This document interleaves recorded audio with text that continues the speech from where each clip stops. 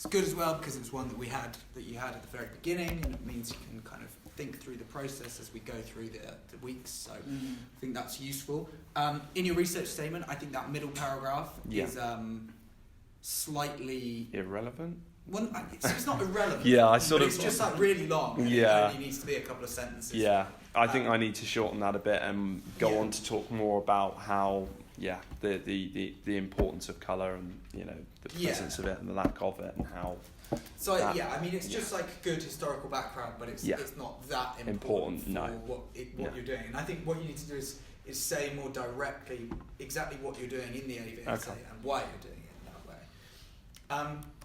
So what are some of the kind of ways in which you're unpacking the argument through the visuals?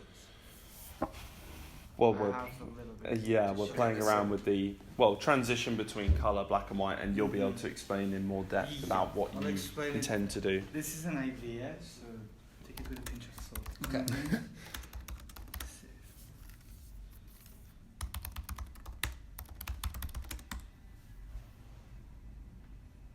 Forget this bit now. This is just an idea as well. It's not the end of it.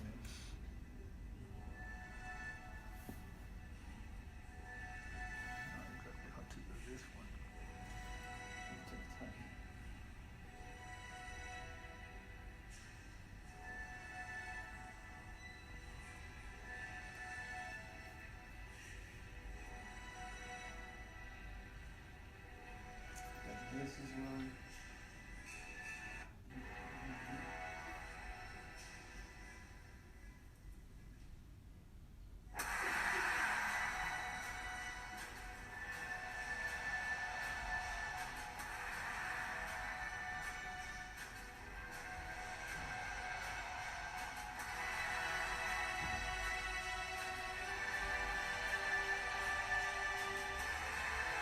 This is it.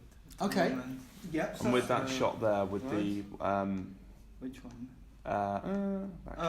You want to, because that's not exactly how it's going to look. So what I want to do in this one is show, like, imagine black and white, the red, only the red. You know when you have like a filter, and you can see only a little bit of the color, not all of it.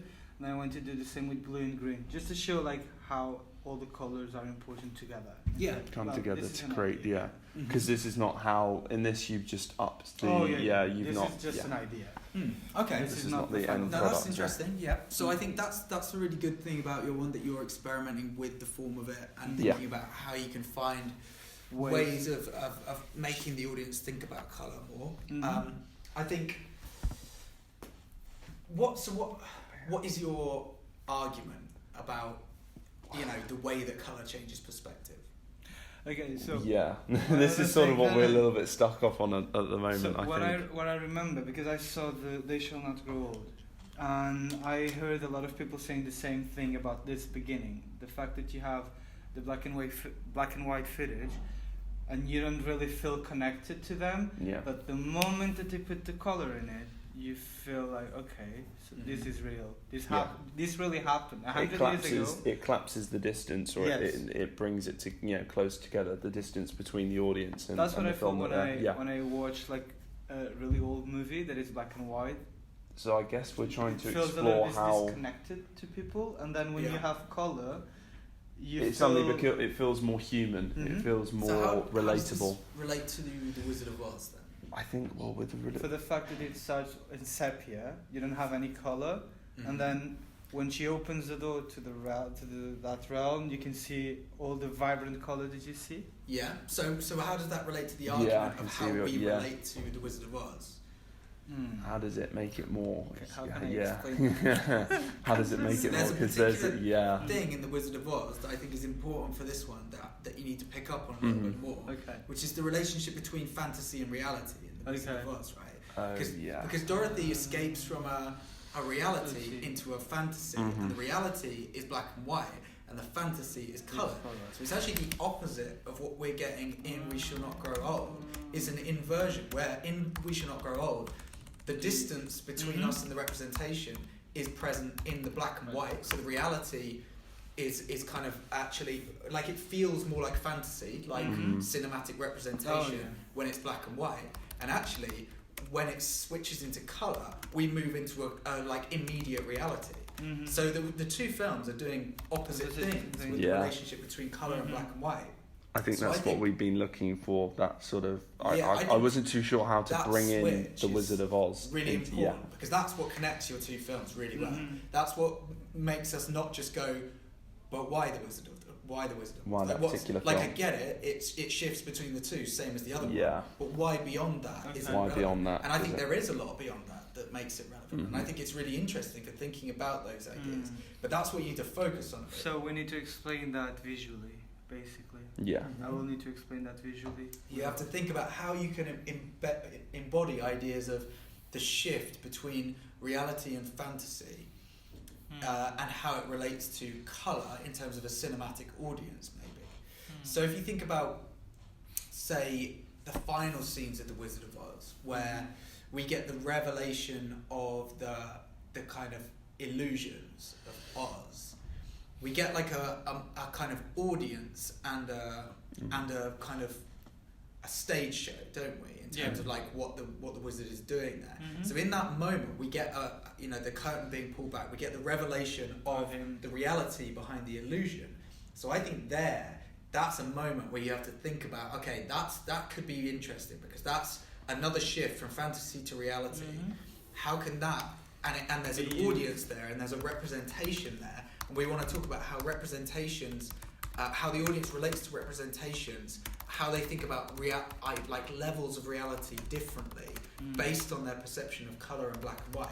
How can we redo or re-edit or change or cut up that final scene to embody more effectively the way that reality and fantasy. And the way that the beginning of the film and the end of the film actually. Wait, so it's the end of The Wizard of Oz in colour, or does it go back to black and white? I can tell you now. I think it goes back to black and white. I think it does go back. It goes back to black and white. Yes, it does. So that's again the shift between reality, between the fantasy realm that she's in, and how. Yeah, and that's shown through the changing. So you could do something interesting maybe by recolorizing, if possible, something like the idea of. You're asking too much. You're asking the impossible. The way you could do it is if you cut it. So if you cut the bottom of the image at the end of the film when it's gone to black and white, where Dorothy's standing there. And instead of her normal shoes on the bottom, you cut in the colour image, just a strip from one of the earlier sequences of the colourised red shoes. And you say that... the red shoes are always colourised though. Because they did it on purpose. Yeah, they did it on purpose because the film... I thought they were. Oh, no. I did my research about this. So basically what they did, everything's filmed in colour. In this movie, what they did was recreate everything sepia-like. So even her was painted. Okay. She went through full makeup just to be able to do this.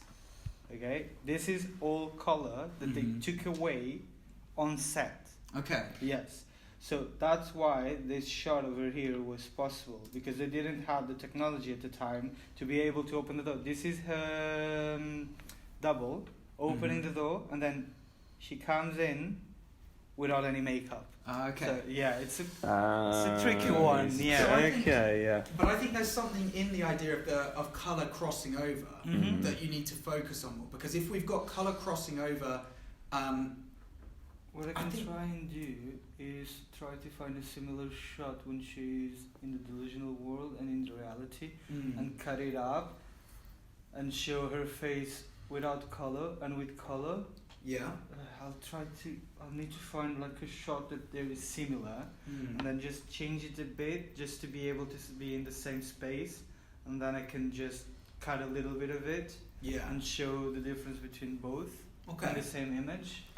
That's an idea that I just got. So. I think there's loads of really good ideas here. I think what it's currently lacking is just a bit of clarity in terms of like, okay, this is what we're arguing, this is how we're going to show it. Instead, it's like, there's lots of good ideas there. But we haven't decided. Like, how are we fitting them together exactly? So that's kind of like, that's fine, because it's much easier to do that, to clarify good ideas that are a bit vague than to come up with new ideas. So I think you're doing absolutely fine, and what you've got so far is good. And I really like the idea. I think it's got loads going on within it. I just think it needs that kind of extra level of just being like, okay, so this is the relationship between reality and fantasy, and colour and black and white that we've got in this film. This is what we've got it reversed in this film. What does that tell us about the way that we could potentially construct an argument about how audiences relate to representations? That, you know, the idea of that fantasy and reality are drawn together by colour, that we become immersed in a way where the two become conflated almost, or the way that they become inseparable. Sort of fantasy and colour cannot be sort of, they can't the colour unites fantasy and reality in a way where we're no longer able to distinguish between them, or that colour collapses illusion into reality, that we get illusion, kind of the sense of illusion, because the black and white footage in They Shall Not Grow Old is not illusion, but we perceive it as illusion. Yeah. We perceive it as representation in the distance between us. That illusion is collapsed when colour is introduced, and we fall into reality. So maybe something about that final moment of the curtain, if you change that to sepia, when the curtain is drawn back, we see a kind of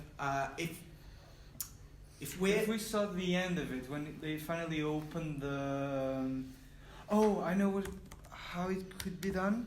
So basically, in the end, right before they find the true wizard, with besides the hair and all that bit, what I can do is the moment that they open the curtain, I'll put it sepia just to show like, okay, this is reality again. The fantasy went by already. So between one shot to the other, I'll see what they did in the cut, and then I'll change it to sepia. And then, sadly, if I had the technology to be able to, I would, in the end, show the reality in true colour. If it was possible, but I don't have the... But you could just do something like putting a colour filter over the top to at least make the point, maybe. It might not look that great, but it... work, though. No? Because this was filmed... The problem with this footage, I tried a lot of different things before. So the problem is, because it was shot like that, you can't really do anything about it. Like, even if I go to color grading, get the color wheels up, it won't do it. You really need to show me very quickly montage it on top of it. Because this is not like nowadays that you can add a filter on top of it. No. In that time, you film it like that, it would stay like that. It would stay like that. Yeah. The only solution would be like colorizing on top of it. On top of the film. Which, that's what they did in They Shall Not Grow Old. They basically had like a massive server just to be able to recreate all the colors correctly, and it took.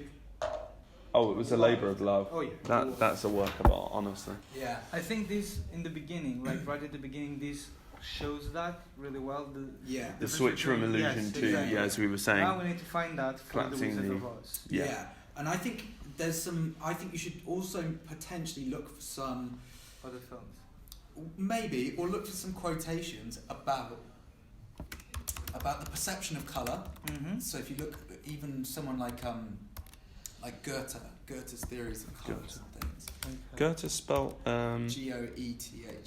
And then put it as well, like they did. You could almost focus on the. Cut that in at times, just to not. It's not like voiceover. It's not telling us exactly. No, it's just like it's just giving us something that. His to quotes, hold on something.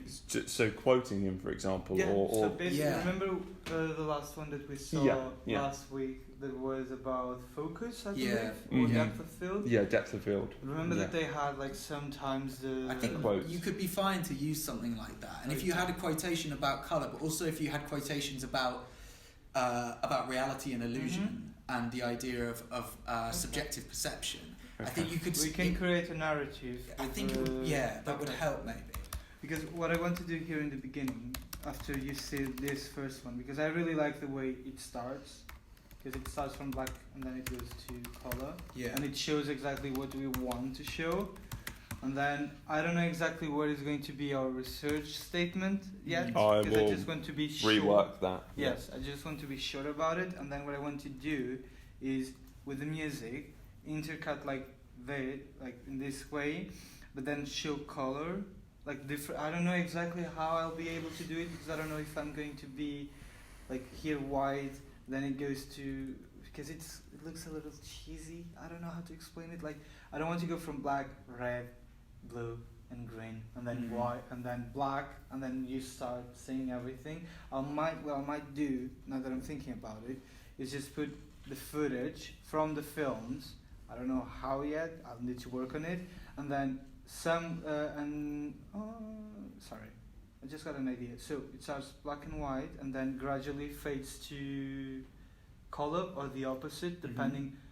Probably what I'll do in this one is I'll go to sepia in that bit, because then you see the reality, the fantasy to reality, and the opposite, the fantasy. No, sorry, reality. Fantasy.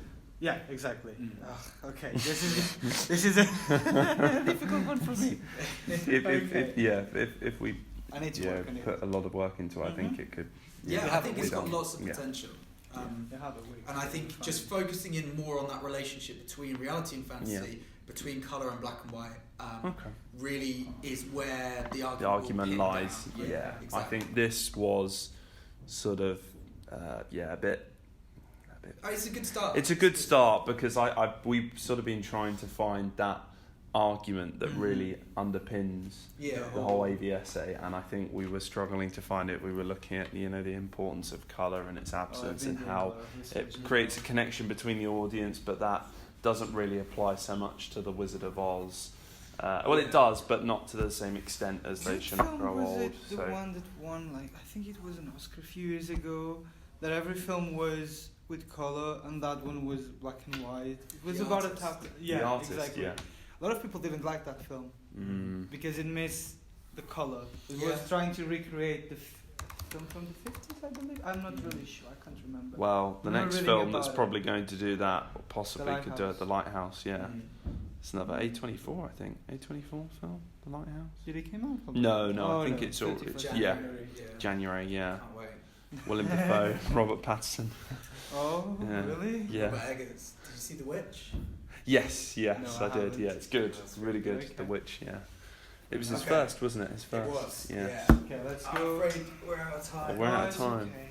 At least you gave us some ideas that we were missing. Well, I think they were there. I think you lost sight of them.